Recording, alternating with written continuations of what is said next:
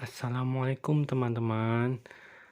Bagaimana kabar kalian hari ini? Alhamdulillah, luar biasa bersama SD Ilegal. Pasti bisa. Allahu Akbar. Yes. Nah, materi kali ini kita memasuki tema 8, subtema 1 tentang bahasa Indonesia atau muatan bahasa Indonesia. Mengidentifikasi peristiwa dalam teks non-fiksi. Teks non-fiksi adalah teks yang dibuat berdasarkan fakta, realita, atau hal-hal yang terjadi dalam kehidupan sehari-hari.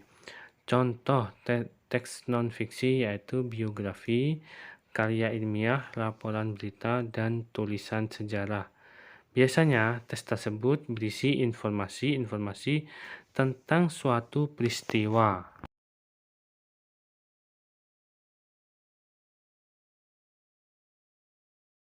Kita dapat mencari dengan menentukan peristiwa dengan mengidentifikasi teks. Salah satu cara mengidentifikasi teks adalah dengan membaca, kemudian mencatat gagasan pokoknya. Catatan yang kita buat akan lebih mudah diingat kembali jika disajikan dalam bentuk peta pikiran.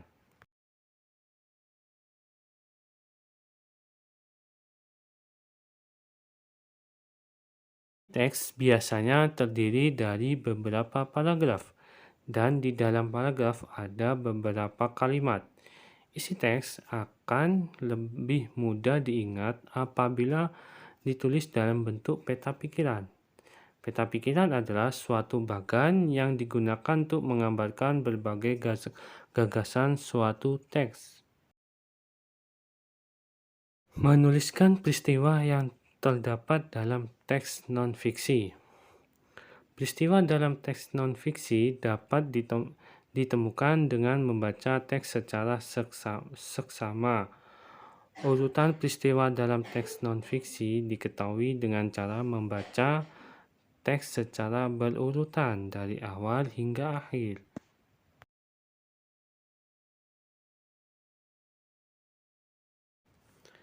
Jika membacanya tidak berurutan, maka kemungkinan ada informasi yang terlewat atau dapat juga membuat kita salah memahami isi teks itu sendiri. Dalam mencatat peristiwa, kita dapat memetakannya dengan membuat kolom paragraf atau peta pikiran.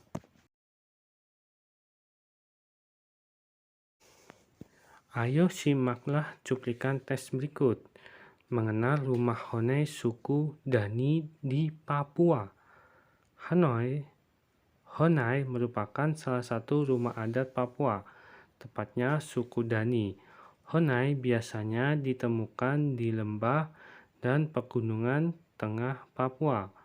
Wilayah tersebut memiliki suhu udara yang sangat dingin, terutama puncak Jaya Wijaya yang berada di ketinggian 2.500 meter di atas permukaan laut.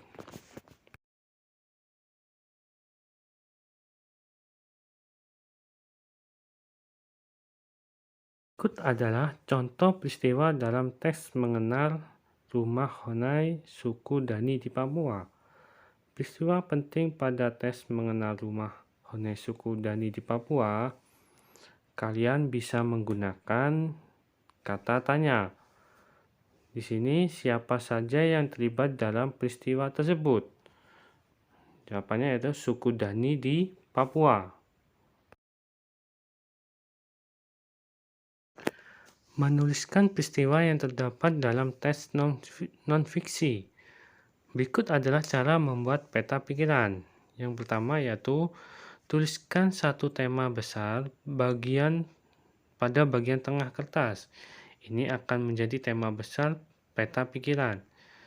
2. Buatlah cabang dari tema tersebut terlebih dahulu. Tujuannya untuk memastikan ada ruang yang cukup untuk menuangkan gagasan dalam bentuk peta pikiran. Yang ketiga, setiap cabang pada peta pikiran haruslah dituliskan dalam satu kata, yaitu frase saja.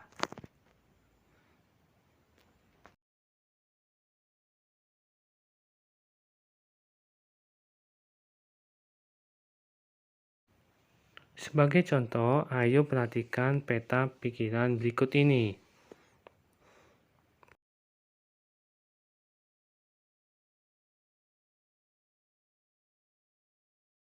Menceritakan kembali peristiwa yang terdapat pada tes non-fiksi. Langkah-langkahnya mengidentifikasi peristiwa penting dari sebuah tes berikut. Yang pertama, carilah tes yang berkaitan dengan peristiwa yang ingin diketahui.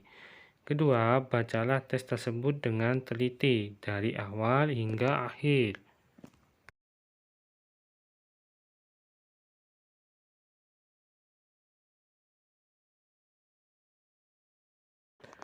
Yang ketiga, dalam proses membaca, cermatilah pokok-pokok informasi yang dapat menjelaskan peristiwa dalam teks. Keempat, catatlah informasi tersebut dalam bentuk poin-poin peta pikiran atau diagram Aril. Yang kelima, tuliskan peristiwa-peristiwa yang telah kamu temukan dengan bahasamu sendiri sesuai dengan urutan dalam teks.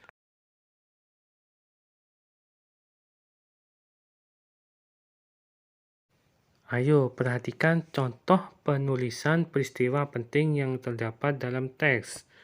Kalian bisa menggunakan kata tanya untuk mencari peristiwa penting pada teks.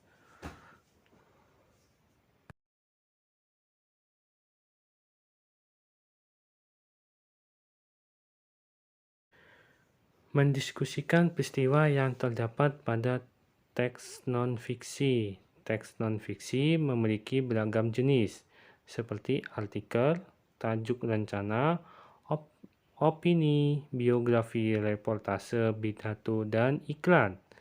Teks non-fiksi berisi informasi faktual atau kenyataan atau berdasarkan hasil pengamatan pengarangnya.